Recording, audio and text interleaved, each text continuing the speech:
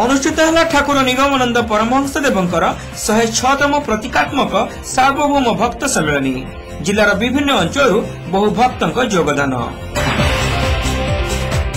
श्री श्री ठाकुर निगमानंद परमहंस देवंकर 106तम प्रतीकात्मक सार्वभौम भक्त सम्मेलनी और बालेश्वर टाउन सारस्वत संघर 36तम वार्षिक अधिवेशन अनुष्ठित हो जाइछे। संगठन सभापति मृत्युंजय साहू और संपादक दयानिधि बेहेरा प्रत्यक्ष तत्वावधान में दिवसव्यापी विभिन्न कार्यक्रम आयोजित होइतिला। कोविड नियम पालन करने सह सामाजिक दूरता रक्षा मध्य 3 दिन धरी विभिन्न कार्यक्रम सांगकु आध्यात्मिक आलोचना चक्र अनुष्ठित होइतिला।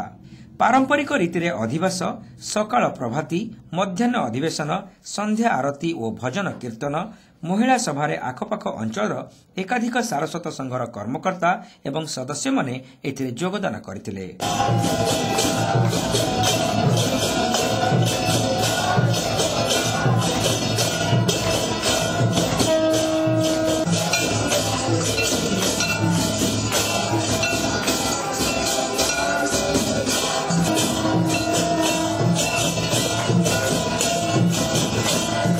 श्री श्री ठाकुर निगमानंद देवंकर जीवनादर्श और समाज कल्याण पई तांको द्वारा निया जायतिबा संस्कारमूलक नीतिबाणी संपर्क में वक्ता माने एही अधिवेशन में विस्तृत भावे आलोचना करथिले।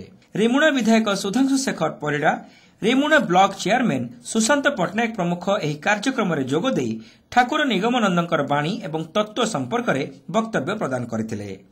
3 दिनिया कार्यक्रम में समस्त कार्य को गुरु भाई एवं गुरु मां माने परिचालना करथिले।